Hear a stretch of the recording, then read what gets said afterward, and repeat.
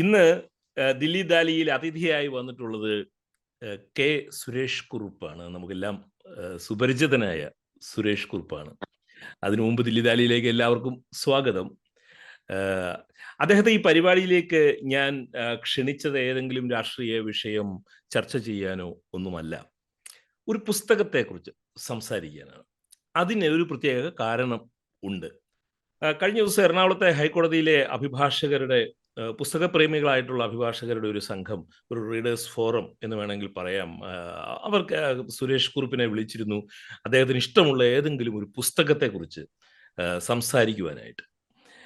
ആ സംഭാഷണത്തിന് ശേഷം ആ വിവരങ്ങൾ അദ്ദേഹം വിശദമായിട്ട് ഫോണിൽ എന്നോട് സംസാരിച്ചപ്പോൾ എനിക്ക് തോന്നി വളരെ നല്ല ഗൃഹപാഠം ചെയ്തിട്ടാണ് അദ്ദേഹം ഈ പുസ്തകത്തെക്കുറിച്ച് സംസാരിക്കുവാൻ പോയതെന്ന്. 1983 ഇംഗ്ലീഷിൽ പുറത്തിറങ്ങിയ chronicle of a death foretold, Gabriel Garcia മാർക്വേസിന്റെ chronicle of a death foretold എന്ന പുസ്തകമാണ് പ്രിയപ്പെട്ട പുസ്തകമായി സുരേഷ് കുറുപ്പ് തെരഞ്ഞെടുത്തതും സംസാരിച്ചതും. അതിനുശേഷം എത്രയോ പുസ്തകങ്ങൾ അദ്ദേഹം വായിച്ചിട്ടുണ്ട്.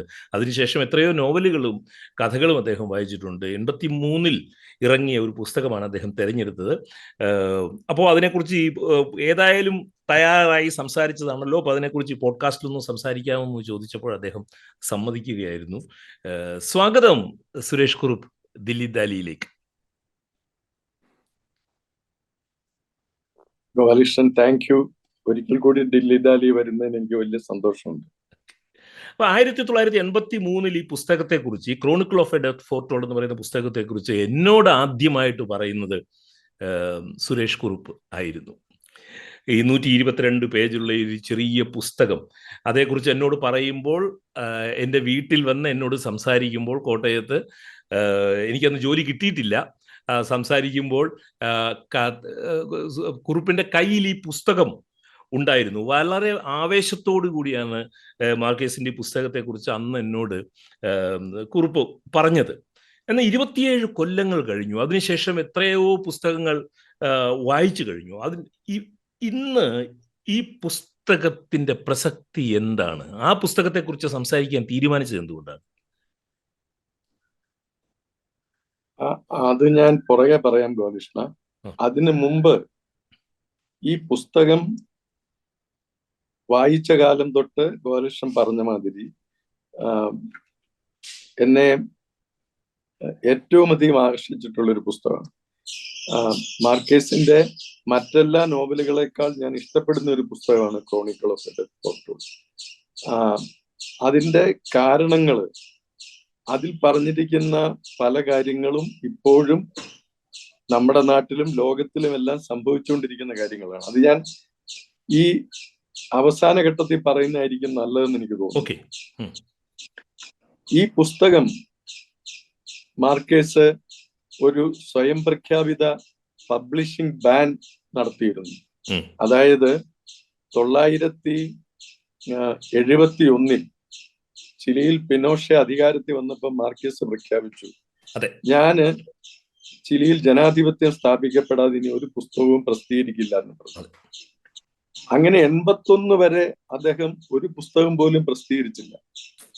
ഒടുവിൽ ചിലിയിലെ തന്നെ സാഹിത്യകാരന്മാരുടെയും മറ്റു പലരുടെയും അഭ്യർത്ഥന മാനിച്ചിട്ടാണ് 1981 അദ്ദേഹം ക്രോണിക്കിൾ ഓഫ് എ ഡെത്ത് ഫോർടോൾഡ് പ്രസിദ്ധീകരിക്കുന്നത്.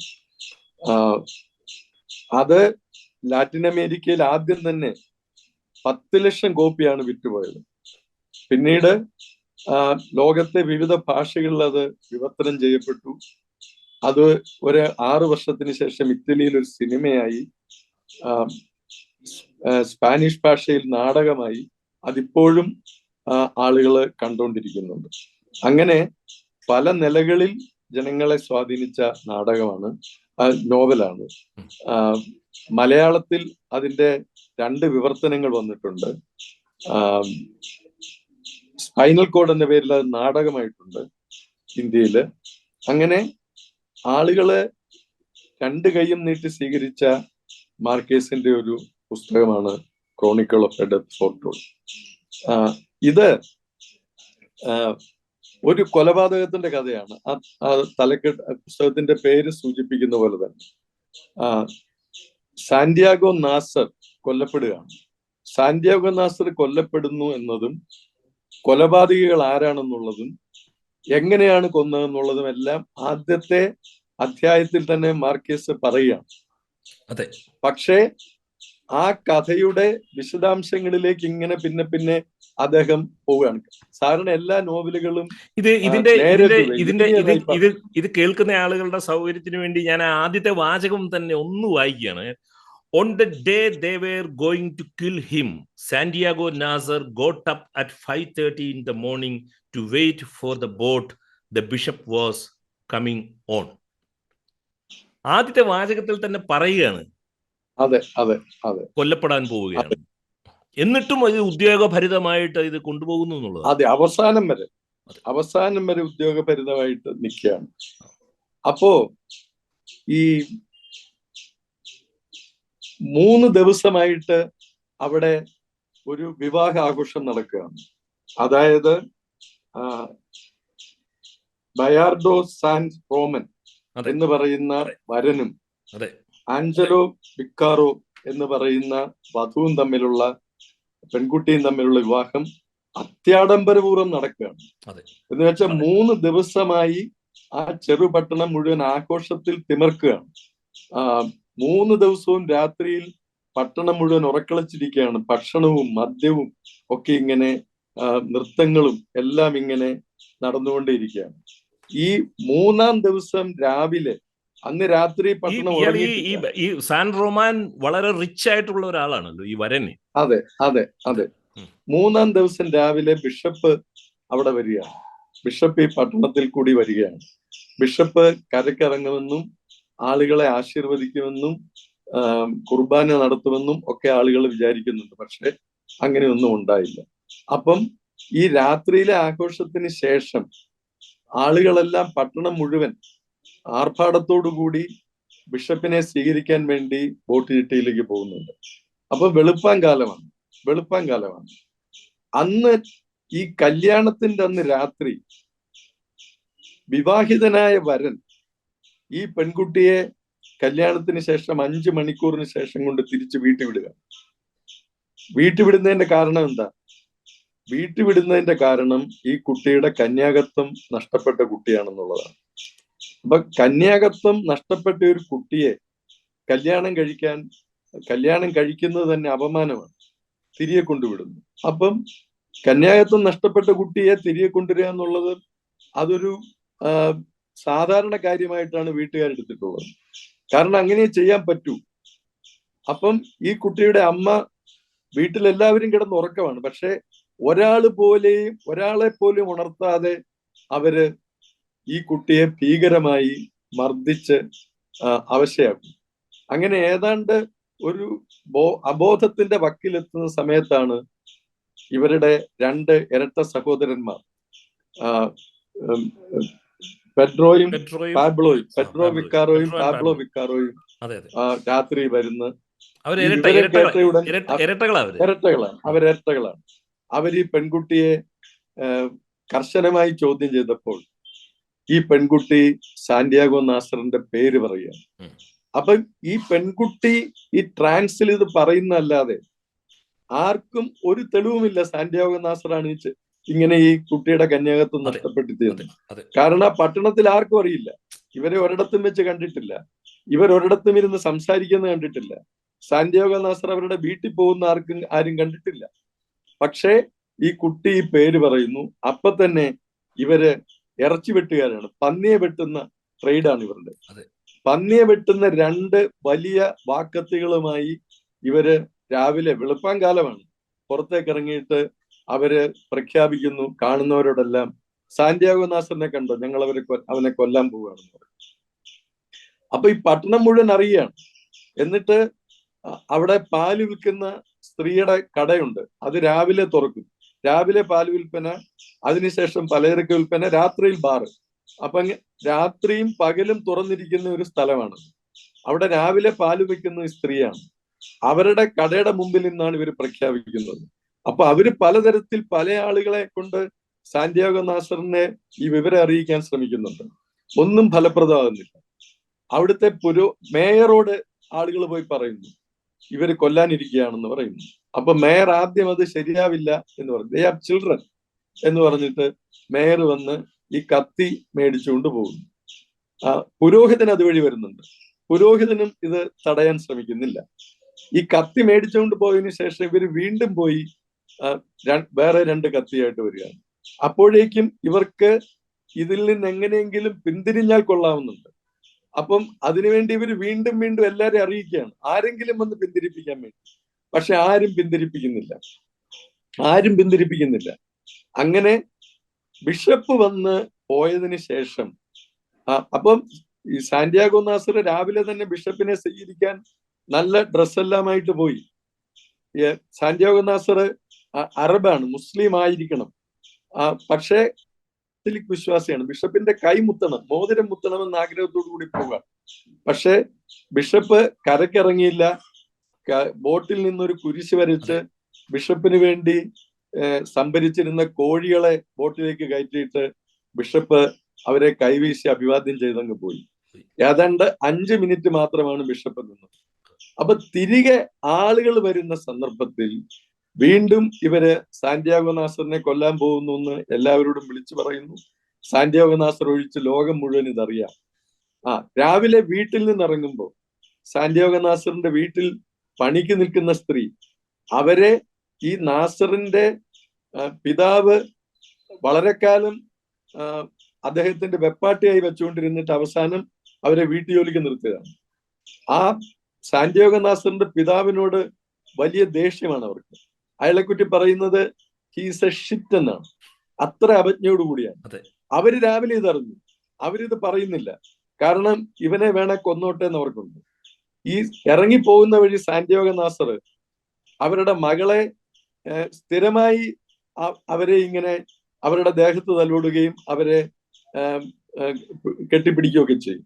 അത് കണ്ടിട്ട് ഈ സ്ത്രീ ആക്രോശിക്കുന്നുണ്ട്, നിന്നെ ഞാൻ കൊല്ലും, വെട്ടുകത്തി വെച്ച് കാണിക്കുന്നുണ്ട്. കാരണം തനിക്ക് വന്ന ഈ ദുര്യോഗം വീണ്ടും ആവർത്തിക്കാൻ അവർ ഇഷ്ടപ്പെടുന്നില്ല.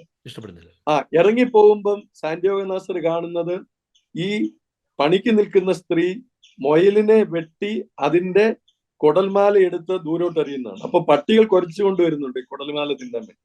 അത് കണ്ടുകൊണ്ടാണ് അന്ന് സാധാരണഗതിയിൽ പുറയിലത്തെ വാതിലിൽ കൂടി ഇറങ്ങുന്ന നാസർ വീടിന്റെ മുൻവശത്തെ വാതിലിൽ കൂടി പുറത്തോട്ട് പോവുക. ബാക്കി പറയുന്നതിന് മുമ്പ് ഒരു കാര്യം, ഈ കഥ അതിമനോഹരമായിട്ട് ഈ കഥ ഇങ്ങനെ സുരേഷ് കുറുപ്പ് പറഞ്ഞുകൊണ്ടിരിക്കുകയാണ്. എനിക്കറിയാം അന്നാ കരീനയെയും കാരമസോ സഹോദരന്മാരെയും കസാൻ സാക്കീസും തൊട്ട് ഇങ്ങോട്ട് അമിതാഭ് ഘോഷ് വരെ വളരെ സീരിയസ് ആയിട്ട് കൃത്യമായിട്ട് അപ്ഡേറ്റ് ചെയ്ത് വായിച്ചുകൊണ്ടിരിക്കുന്ന ഒരാളാണ് എന്നറിയാം. പക്ഷെ ഈ പറയുന്ന കഥ പോലെ ഒരു നറേറ്റീവ് അല്ലല്ലോ മാർക്കേസിന്റെ ഈ പുസ്തകത്തിന്റെ ഒരു പ്രത്യേകത. അത് ചീട്ട് കശക്കുന്നത് പോലെ ഒരു അക്രമ സംവിധാനം, എന്തായാലും പറയുന്നത് ക്രമരഹിതമായ ആഖ്യാനം. കഥ ഞാൻ ചുരുക്കി പറഞ്ഞപ്പോൾ അങ്ങനെ പറഞ്ഞെന്നുള്ളത്, ഇത് മുമ്പോട്ടും പുറകോട്ടും പോവുകയാണ്. അതായത് ലീനിയർ ആയിട്ടല്ല ഈ കഥ പറയുന്നത്. ഈ കഥ പുറകിൽ നിന്ന് തുടങ്ങുന്നു, മുമ്പോട്ട് പോകുന്നു, പിന്നെ പുറകോട്ട് വരുന്നു, പിന്നെ ഇത് കോംപ്ലക്സ് ആയ ഒരു ആഖ്യാനമാണെന്ന് നമുക്ക് തോന്നുമെങ്കിലും പക്ഷേ ഇത് അനായാസമായി ഒരു രസച്ചരടും മുറിയാതെ നമ്മൾ വായിച്ചു പോകുന്ന പുസ്തകമാണ്. അപ്പോ ഈ യാദൃച്ഛികമായി സാന്റിയാഗോ നാസറിന്റെ അമ്മ ഈ മുൻവശത്തെ വാതില് കുറ്റിയിടുന്നു. സാന്റിയാഗോ നാസർ അപ്പോഴത്തേക്ക് അവരിതറിഞ്ഞു. അവര് സാന്റിയാഗോ നാസർ വീട്ടിനകത്ത് കയറി എന്നും ധരിച്ചിട്ട് മുൻവശത്തെ വാതിൽ കുറ്റിയിടുന്നു. സാധാരണഗതിയിൽ എപ്പോഴും പുറകിലത്തെ വാതിലിൽ കൂടി കയറുന്ന നാസർ ഞാൻ ഇറങ്ങി വന്ന വാതിൽ തുറന്നു കിടക്കുകയാണല്ലോ എന്ന് വിചാരിച്ച് അതിൽ തട്ടുന്നു. അപ്പോഴേക്കും വാതിൽ കുറ്റിയിട്ടിരുന്നു. ഈ 2 സഹോദരന്മാര് വന്ന് പന്നിയെ വെട്ടുന്നത് പോലെയാണ് ഈ നാസറിനെ വെട്ടി നുറുക്കി അദ്ദേഹത്തിന്റെ കൊടലുമാല പുറത്തു ചാടുന്നു. ഈ കൊടലുമാല എടുത്ത് വയറ്റിലേക്ക് ഇട്ടിട്ട് സാന്റിയാഗോ നാസർ നടന്ന് അയൽവക്കത്തെ വീട്ടിൽ കയറി, ആ വീട്ടിൽ കൂടി കയറിയിട്ട് തന്റെ വീടിന്റെ പുറകുവശത്തെ വാതിലിൽ കൂടി അടുക്കളയിൽ വന്ന് കമന്നടിച്ച് വീണ് മരിക്കുക. അപ്പോഴേക്കും പട്ടികള്, രാവിലെ കണ്ട പട്ടികള് ഈ കൊടൽമാലയ്ക്ക് വേണ്ടി മുറവിളി കൂട്ടിക്കൊണ്ട് ഓടി വരികയാണ്. ഇതാണ് കഥ. ഈ കഥ ഒറ്റ നോട്ടത്തിൽ ഒരു അസാധാരണമായ മരണം പറയുന്ന ഒരു കഥയാണ്. ഈ കഥയുടെ ഒരു രസകരമായ കാര്യം 951 അതെ ഈ ഈ ഇത്തരം ഒരു കൊലപാതകം കൊളംബിയയിൽ നടക്കുന്നുണ്ട്. അതെ ആ കൊലപാതകത്തിനിരയായ വ്യക്തി ഗാർഷ്യ മാർക്കേസിന്റെ ബാല്യകാല സുഹൃത്താണ്. അതെ അയാളെ അറിയാം. അതെ അങ്ങനെ 51 ഇതേപോലെ തന്നെയാണ്. അതായത് ഒരു വീട്ടിലെ പെൺകുട്ടിയെ ഒരാൾ കല്യാണം കഴിക്കുന്നു, കന്യാകത്വം നഷ്ടപ്പെട്ടെന്ന് പറഞ്ഞ് തിരികെ കൊണ്ടാക്കുന്നു. ആ പെൺകുട്ടിയുടെ സഹോദരൻ അയാളെ ഇതേപോലെ തന്നെ വെട്ടിക്കൊല്ലുന്നു. ഇത് നടന്ന സംഭവമാണ്. അപ്പം ഇതിനകത്തെ കഥാപാത്രങ്ങളുടെ പേരുകൾ മാത്രം മാറ്റിയിട്ടാണ് ഈ കഥ എഴുതുന്നത്. അതേസമയം കഥയിൽ ഒട്ടനവധി സാങ്കല്പികമായ കാര്യങ്ങൾ കൂട്ടിച്ചേർത്തു. അങ്ങനെയാണല്ലോ, അങ്ങനെയല്ലേ പറ്റുള്ളൂ. അല്ലെങ്കിൽ അത് വെറും ഒരു റിപ്പോർട്ടായി പോകും. അപ്പം ഇത് എഴുതിയ ഇതിനെക്കുറിച്ച് ഒരു ഹൊറിഫിക് കോമഡി എന്ന് പറയാറുണ്ട് ചില നിരൂപകര്. തീർച്ചയായിട്ടും അത് എല്ലാ ഈ വളരെ ഹൊറിബിളായ കാര്യങ്ങൾ പറയുമ്പോഴും നർമ്മം അതിൻ്റെ ഇടയിൽ കിടന്നു വരുന്നുണ്ട്. അതായത് ഇപ്പൊ ബിഷപ്പ് വരുന്നു. ബിഷപ്പ് കോഴിയുടെ മറ്റേ പൂവൻ കോഴിയുടെ മറ്റേ ഇത് മാത്രമേ കഴിക്കുള്ളൂ, സൂപ്പ് വെച്ച്. കോഴിയുടെ മോളിലുള്ള പൂവ്. അതുകൊണ്ട് ആ പൂവെടുത്തിട്ട് കോഴിയെ വെട്ടി ദൂരോട്ടെറിയും. അങ്ങനെയൊക്കെ ബിഷപ്പിനെ കളിയാക്കുന്നുണ്ട്. അപ്പം ഇതിനകത്തെ കഥാപാത്രങ്ങൾ, അതായത് സാന്റിയാഗോ നാസറിന്റെ കൂട്ടുകാരനാണ് കഥ പറയുന്നത്. അത് മാർക്കേസ് തന്നെയാണ്. മാർക്കേസിന്റെ അമ്മയുടെ പേര് തന്നെയാണ് നരേറ്ററുടെ അമ്മയ്ക്ക് കൊടുത്തിട്ടുള്ളത്. മാർക്കേസിന്റെ അനിയന്റെ പേര് ഇതിലെ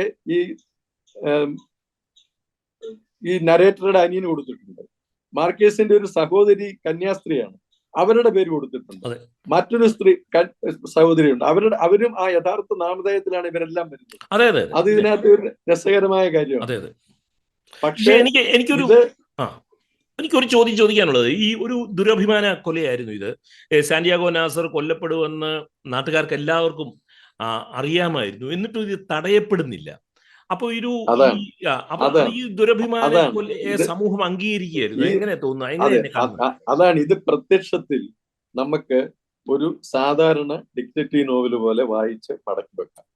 പക്ഷേ അതല്ല ഈ കഥ. ഈ കഥ ലാറ്റിൻ അമേരിക്കയിലെ ഒരു കൊളംബിയയിലെ ഒരു ചെറു പട്ടണത്തിലെ നിലവിലിരുന്നിരുന്ന മോറൽ വാല്യൂസ് എന്താണെന്നുള്ളത് പറയുന്നതാണ്. അതായത് ഒരു പെൺകുട്ടിയുടെ കന്യാകത്വം നഷ്ടപ്പെട്ടാൽ ആ കന്യാകത്വം നഷ്ടപ്പെടുന്ന ആളിനെ കൊല്ലാനുള്ള അധികാരം ആ വീട്ടുകാർക്കുണ്ട്. എങ്കിൽ മാത്രമേ നഷ്ടപ്പെട്ട ഓണർ തിരിച്ചു പിടിക്കാൻ അവർക്ക് കഴിയുള്ളൂ എന്നുള്ളതാണ്.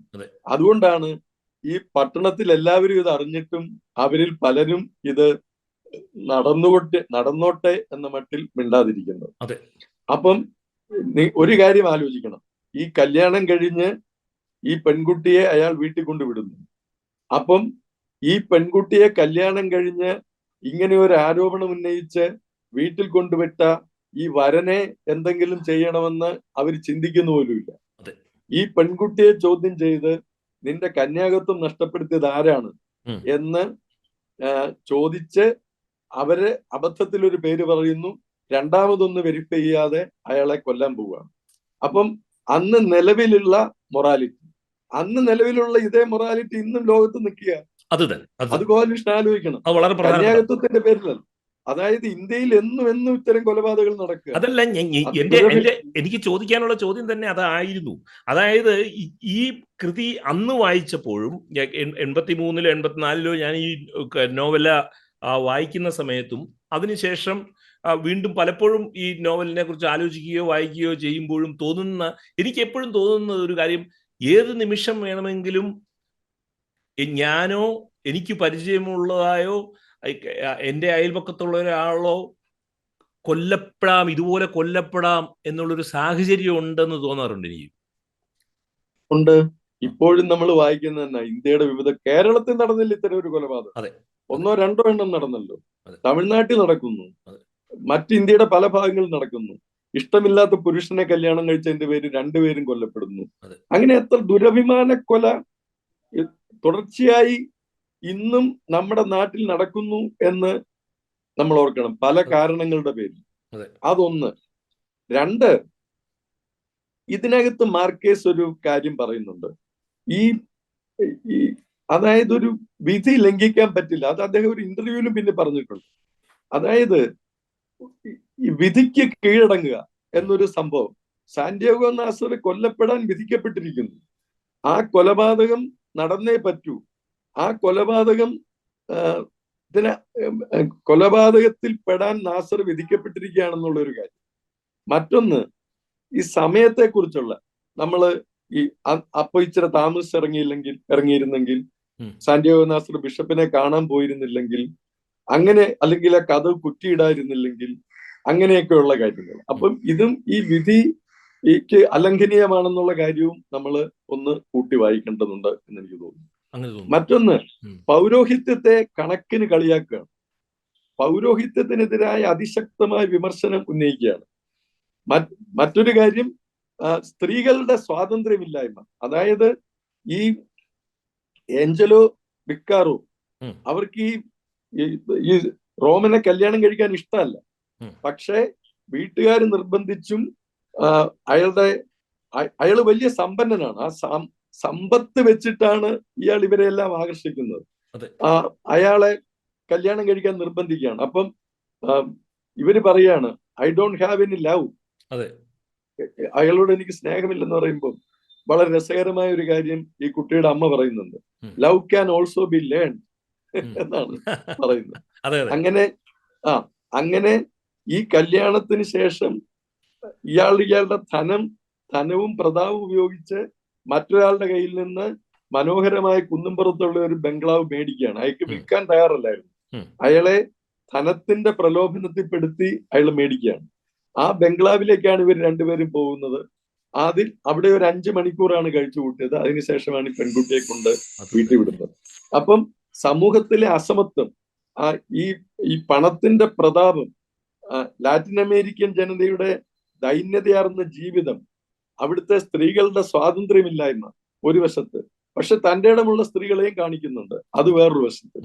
ഇതെല്ലാം ഈ നോവലിനകത്ത് നമ്മൾ കാണുകയാണ്. അങ്ങനെ ലാറ്റിൻ അമേരിക്കൻ അന്നത്തെ കൊളംബിയയിലെ ഒരു ചെറു പട്ടണത്തെ കാണിച്ചിട്ട് അവിടുത്തെ ജനങ്ങളുടെ ഒരു 80 കഥാപാത്രങ്ങൾ വന്നു പോകുന്നുണ്ട്. ഒരുപാട് കഥാപാത്രങ്ങളുണ്ട്. അവരെ കുറിച്ച് അവർ പറയുന്ന ഈ നരേറ്റഡ് 100 Years of Solitude ആയിട്ടുള്ള ക്രോസ് റെഫറൻസും ഒക്കെ ഉണ്ടല്ലോ. ക്രോസ് റെഫറൻസ് ഉണ്ട്. അതായത് ഈ റോമന്റെ പിതാവ് കേണൽ ബുയോണ്ടോയെ ഒരു യുദ്ധത്തിൽ തോപ്പിച്ചതാണ്. അങ്ങനെ അയാൾ ആ നാട്ടിലെല്ലാം പ്രശസ്തനാണ്. 100 Years of Solitudeലെ പ്രധാന കഥാപാത്രമായ അദ്ദേഹത്തെ ഒരു യുദ്ധത്തിൽ തോപ്പിച്ച കാര്യമാണ് പറയുന്നത്. അപ്പം ഈ റോമനും നാട്ടിൽ ആദ്യം വരുന്നു. അയാൾ എവിടുന്ന് ആദ്യം വരുന്നതെന്നും ആർക്കും അറിയത്തില്ല. അയാളുടെ പുറകെ കുറച്ചു നാൾ കഴിഞ്ഞ് അയാളുടെ പിതാവും ഭാര്യയും സഹോദരിമാരും എല്ലാം കൂടെ വരുന്നു. അവരെ എല്ലാം കാണുമ്പോഴാണ് ഇയാള് ഏത് വീട്ടിൽ, കാരണം ഈ റോമന്റെ പിതാവ് പ്രശസ്തനാണ് അവിടെയല്ല, ഈ ബയോണ്ടയെ യുദ്ധത്തിൽ തോപ്പിച്ചു എന്നുള്ളതുണ്ട്. അങ്ങനെ വലിയ പണക്കാരനായിട്ടൊരാള് ആ പണത്തിന്റെ ബലത്തിൽ ഇവിടെ വന്നതൊരു സുന്ദരിയായ സ്ത്രീയെ കല്യാണം കഴിക്കാനാണെന്ന് പ്രഖ്യാപിച്ചിട്ടാണ് ഈ ആഞ്ചലോ വിക്കാറോയെ. നമുക്കിനി ഒരു 7-8 മിനിറ്റ് കൂടി ഉള്ളൂ ഈ സംഭാഷണം.